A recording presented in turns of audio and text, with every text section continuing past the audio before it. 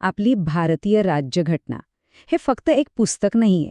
ही एका प्रवासाची गोष्ट आहे, जो जवळजवळ 200 वर्ष चालला. कधी विचार केलाय की एका लहानशा बीजापासून एका विशाल वृक्षापर्यंतचा हा प्रवास नक्की कसा झाला? चला, आज आपण ह्या प्रवासाची सुरुवात पाहूया. चला, एक साधा प्रश्न विचारूया. भारताचं संविधान काय एका रात्रीत तयार झालं का? अनेकांना असंच वाटतं की स्वातंत्र्य मिळाल्यानंतर काही नेते एकत्र आले आणि त्यांनी हे संविधान लिहून काढलं. पण खरं तर ह्या गोष्टीची मुळं खूप खोलवर रुजलेली आहेत. तर या प्रश्नाचं उत्तर हे अजिबात नाही. याला लागले तब्बल 200 वर्षे. ही कहाणी आहे एका बीजाची, जे हळूहळू वाढलं, त्याला फांद्या फुटल्या आणि अखेरीस ते एका विशाल वृक्षात रूपांतरित झालं. आणि या प्रवासाचं पहिलं बीज रोवलं गेलं ईस्ट इंडिया कंपनीच्या काळात. तर पहिला टप्पा म्हणजे कंपनीच्या राजवटीचा काळ. याच काळात एका केंद्रीकृत प्रशासकीय आणि कायदेशीर चौकटीची पहिली बीजे रोवली गेली. ईस्ट इंडिया कंपनीच्या कारभारावर नियंत्रण ठेवण्यासाठी ब्रिटिश सरकारने जे कायदे आणले त्यांनी नकळतपणे भारताच्या घटनात्मक विकासाचा पाया रचला. या काळात ना एकामागोमाग एक कायदे येत गेले. सुरुवात झाली 1773च्या रेग्युलेटिंग ॲक्टने, ज्याने पहिल्यांदा नियंत्रणाचा प्रयत्न केला. त्यानंतर आला पिट्स इंडिया ॲक्ट, ज्याने एक दुहेरी शासन व्यवस्था आणली. आणि मग चार्टर ॲक्टने हळूहळू सर्व अधिकार एकाच ठिकाणी आणून कायदे बनवण्याची प्रक्रिया सुरू केली. यातला सगळ्यात महत्त्वाचा कायदा म्हणजे 1773चा रेग्युलेटिंग ॲक्ट. या कायद्याने बंगालच्या गव्हर्नरला गव्हर्नर जनरल ऑफ बंगाल हे महत्त्वाचं पद दिलं आणि लॉर्ड वॉरेन हेस्टिंग्ज हे पहिले गव्हर्नर जनरल बनले. इतकंच नाही तर याच कायद्याने कलकत्त्यात एका सुप्रीम कोर्टाची स्थापना केली. म्हणजे बघा, भारतात एका केंद्रीय प्रशासनाची हीच खरी सुरुवात होती. मग पिट्स इंडिया ॲक्टने एक खूपच अनोखी दुहेरी शासन प्रणाली आणली. विचार करा, कंपनीचे जे काही व्यावसायिक निर्णय होते ते कोर्ट ऑफ डायरेक्टर्स घेत होते, तर राजकीय सूत्र सांभाळण्यासाठी एक नवीन बोर्ड ऑफ कंट्रोल तयार करण्यात आलं. म्हणजे एकाच कंपनीवर 2 वेगवेगळ्या संस्थांचं नियंत्रण. अधिकारांची ही विभागणी खरंच खूप रंजक होती. पण मग 1857च्या उठावानंतर सगळ्यांच्या सगळं चित्र बदललं. भारताचं शासन थेट ब्रिटिश राजघराण्याच्या हातात गेलं. आता ते बीज एक रोप बनलं होतं, ज्याला नवीन फांद्या फुटत होत्या, पण त्यासोबत काही काटेही होते. आणि इथूनच घटनात्मक रचना अधिक गुंतागुंतीची होत गेली. आणि ह्या बदलाचा सगळ्यात मोठा परिणाम काय झाला, तर गव्हर्नर जनरल हे पद आता व्हाईसरॉय ऑफ इंडिया बनलं. व्हाईसरॉय म्हणजे ब्रिटिश राजघराण्याचा थेट प्रतिनिधी.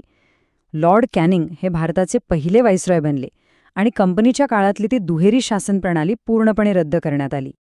1909मध्ये मॉर्ले मिंटो सुधारणांनी एक अशी गोष्ट आणली जी खूप वादग्रस्त ठरली: पृथक मतदारसंघ. सोप्या भाषेत सांगायचं तर एका विशिष्ट धर्माचे लोक फक्त त्यांच्याच धर्माच्या प्रतिनिधीला मत देऊ शकणार. या एका निर्णयाने भारतीय समाजात फूट पाडण्याची बीजं रोवली, ज्याचे परिणाम खूप दूरगामी झाले. आणि म्हणूनच लॉर्ड मिंटो यांना सामुदायिक मतदारसंघाचे जनक म्हणून ओळखलं जातं. या एका निर्णयाचा भारताचा सामाजिक आणि राजकीय जडणघडणीवर खूप खोल आणि कायमचा परिणाम झाला. आता आपण एका अशा कायद्याकडे वळूया ज्याला आपल्या संविधानाचा मूळ आराखडाच मानलं जातं. तो म्हणजे 1935चा भारत सरकार कायदा. हा कायदा इतका महत्त्वाचा का होता? कारण आज आपण जी रिझर्व्ह बँक पाहतो किंवा आपल्या सुप्रीम कोर्टाचं जे स्वरूप आहे, आणि हो, लोकसेवा आयोग, या सगळ्यांची मूळ कल्पना याच कायद्यात होती. प्रांतांना पहिल्यांदाच स्वतःचे निर्णय घेण्याचा अधिकार मिळाला. म्हणूनच यातील अनेक गोष्टी थेट आपल्या संविधानात घेण्यात आल्या आहेत. आत्तापर्यंत ब्रिटिश कायदे बनवत होते, बरोबर, पण आता सूत्र भारतीयांच्या हाती येण्याची वेळ आली होती. स्वतंत्र भारताचं भवितव्य ठरवण्यासाठी आणि स्वतःचं संविधान लिहिण्यासाठी भारतीय नेत्यांनी घटना समितीच्या माध्यमातून ही जबाबदारी आपल्या खांद्यावर घेतली.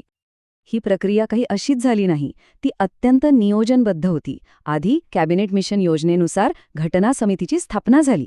या समितीचं अध्यक्षपद डॉक्टर राजेंद्र प्रसाद यांनी सांभाळलं. मग पंडित नेहरूंनी उद्देश ठराव मांडून संविधानाची दिशा ठरवली की आपलं संविधान नक्की कसं असेल. आणि मग सर्वात मोठं आणि महत्त्वाचं काम म्हणजे संविधानाचा प्रत्यक्ष मसुदा तयार करण्याची जबाबदारी डॉक्टर B.R. आंबेडकरांच्या नेतृत्वाखालील समितीकडे आली. आणि मसुदा समितीचे अध्यक्ष म्हणून डॉक्टर बाबासाहेब आंबेडकरांनी जी भूमिका बजावली ती खरंच खूप महत्त्वपूर्ण होती. त्यामुळेच त्यांना भारतीय राज्यघटनेचे शिल्पकार म्हणून अगदी आदराने गौरवलं जातं. त्यांचं योगदान खरंच अतुलनीय आहे. आणि अखेरीस तो क्षण आलाच. 2 शतकांचा प्रवासाचा जणू काही शेवट झाला. ते बीज जे एक रोप बनलं होतं ते आता एका प्रजासत्ताक वृक्षात रूपांतरित झालं होतं. स्वतंत्र भारताचं संविधान आता तयार होतं. पण हे काम किती मोठं होतं याचा अंदाज या आकड्यांवरून येईल. तब्बल 2 वर्ष, 11 महिने आणि 18 दिवस एवढा वेळ लागला. विचार करा, या काळात प्रत्येक शब्दावर, प्रत्येक कलमावर किती सविस्तर चर्चा झाली असेल. आता इथे ना 2 तारखा खूप महत्वाच्या आहेत आणि त्यातला फरक समजून घेणं गरजेचं आहे. 26 नोव्हेंबर 1949 रोजी आपलं संविधान स्वीकारलं गेलं म्हणून हा दिवस आपण संविधान दिन म्हणून साजरा करतो. पण ते संपूर्णपणे लागू झालं 26 जानेवारी 1950 रोजी आणि त्या दिवसापासून भारत एक प्रजासत्ताक बनला.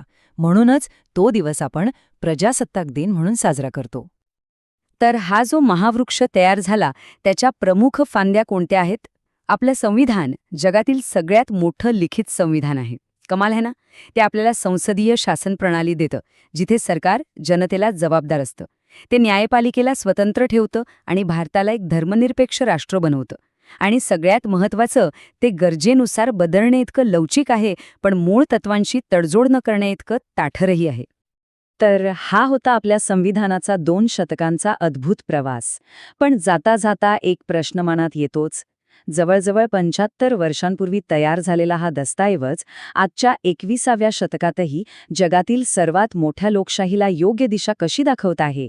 हाच विचार आपल्याला आपल्या संविधानाचं खरं सामर्थ्य आणि महत्त्व पटवून देतो.